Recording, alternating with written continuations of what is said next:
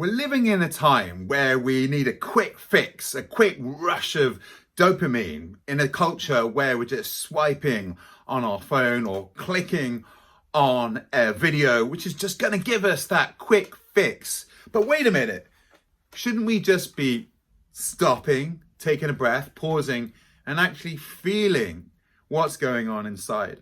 Hi, my name's Mark T.J Keane. I'm a professional wizard. And today we're talking about that dopamine fix that everybody is addicted to these days in the digital age. I'm going to go over the three main keys to actually finding the long-term solutions to getting out of the pain, transforming whatever pain that we're in. And life does attract a certain amount of pain. And the journey of life is to transform ourselves into the greatest version of ourselves.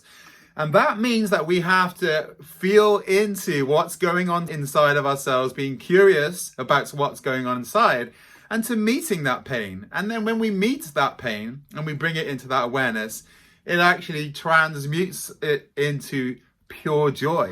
And that's what this video is all about. That's what I'm all about primarily. That's what the spiritual journey is all about, to get ourselves out of pain and out of the addiction of whatever it is that you use to actually keep going over and avoiding feeling discomfort. You know, life is a journey into pain. There's no getting out of that. And we're always getting triggered by someone or something externally to us. And then that causes us to feel some amount of discomfort. And when we don't acknowledge that in the moment and really feel into it and take the time to really process that and ask the question, well, why is this happening to me? Then it just gets externalized. You just blame it on that person, blame it on that event. And you actually don't get to take the time and space to really reflect and acknowledge, well, hold on. If that person is triggering me, maybe there's a part of me that actually also has that as well. So we have to acknowledge that part of ourselves that actually could do that, right? And that's how we embrace our shadow. When we embrace our shadow, we take responsibility for everything that's going on inside, every trigger, every feeling, every emotion, every thought. That's how we get enlightened. That's how we develop a sense of maturity, right? So as difficult as it is to acknowledge that people are simply a mirror, right? We are all reflections of each other because we are all one. We're all human beings. We're all the human race. We're all capable of doing the same things. We're all driven by the same things. And yes, we all have a different journey. But in general, we actually have to acknowledge every single aspect of our psyche in order to get the full healing. And it's only when we get fully healed that we become fully realized, that we're able to really stand in our joy and get out of pain. And then we don't have to keep chasing the addiction of dopamine, right? Every time we're swiping, right, on our chosen social media feed, on the short forms, every time we're reaching for that cup of coffee, maybe every time you're reaching for that snack, whatever it is, your poison, if you like, you know, an alcoholic drink, you're often using that to stop yourself from feeling the discomfort. So the main point, number one, is to every time you get kind of triggered or you just feel a little bit of discomfort or you're just reaching for that next thing, like to pick up the phone, to pick up even could be something as simple as a cup of coffee, alcoholic beverage, whatever it is, getting that quick fix to not feel the pain. Instead, just take a breath, pause, and just allow yourself to feel for a moment, for a few seconds, what's going on inside me. Why is this triggering me? And maybe journal, meditate. If you have a practice of meditation, that's what meditation is. You know, I've got many courses on meditation, and they are an integral part of many of my courses on spiritual subjects. Meditation is just so key to get your mind under control. I'm a Kundalini yogi as well, and it's all about mastering your mind. Essentially, that's what the key to yoga is, to master your mind. If you master your mind, you master your life. It's as simple as that. If your mind is out of control, your life is going to be out of control. And if you feel like it's in control, but you're not in control of your mind is constantly worrying and you have all of these uncomfortable thoughts and emotions, then you're out of control. And sooner or later, something in your life is going to be reflecting that, right?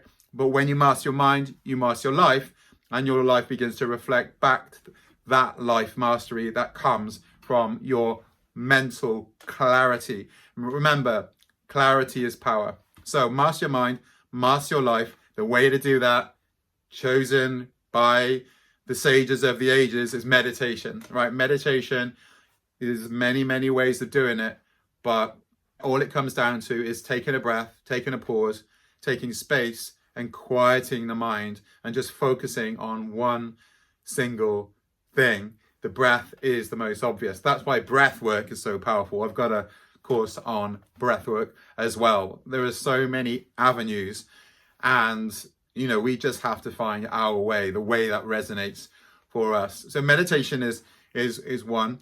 Getting out into nature is a great way just to stop yourself from just being addicted to the phone, addicted to the screen. Getting out into nature, absorbing yourself in the fresh air, just getting away from the screen. I go for a long walk in the forest every day here in Britain. I leave my phone behind. I absorb myself in the trees. I breathe in the fresh air. I listen to the birds, and I take space and I take time out of my life.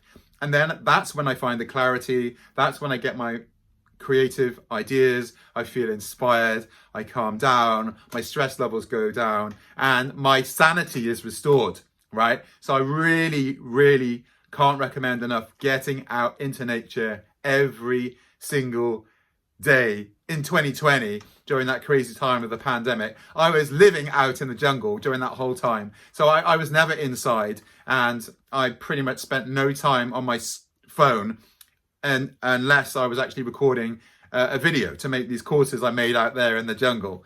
But apart from that, just what none of us were interested in being online. We were so immersed and enthralled by how alive we felt being immersed in the jungle with all the creatures that are around, with the lightning at night and the fireflies from the howler monkeys always in the background to the snakes. I mean, you couldn't really afford to be on your phone because you might get bitten by a snake or something like that. So getting out into nature is really where you feel most alive, and that's really what we want. When you feel most alive, we really do return to sanity. So that's really it. They're the three keys. One is pausing between events, and it always gets us into this habit of pausing and reflecting.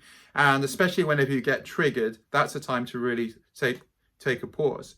Now, as I say, there are two ways of doing that. One is to develop some sort of a meditation practice, and the second one is to get into nature. If you can get out into nature and meditate, then you've got all covered. Essentially, this opens up the doorway into the highest form of magic in the West, which is known as alchemy, which I've got a course on. In the East, this is known as yoga. Kundalini yoga is the most powerful form of that, which I've got many courses on because I've got 20 years of experience teaching Kundalini yoga. So, whatever it is that you choose to transmute your pain, to feel into your pain, to stop yourself from going from that quick fix, whatever your devotional practice or spiritual practice or meditation practice is, that's going to be the one for you. That if you stick to that every day and you get into the habit of doing that every time you get triggered, then you're actually going to start to take control of your life. And if you want some help with that, I've got many courses to help you. I'll leave a link in the description below. But for now, thanks very much for watching, and I'll see you in the next video.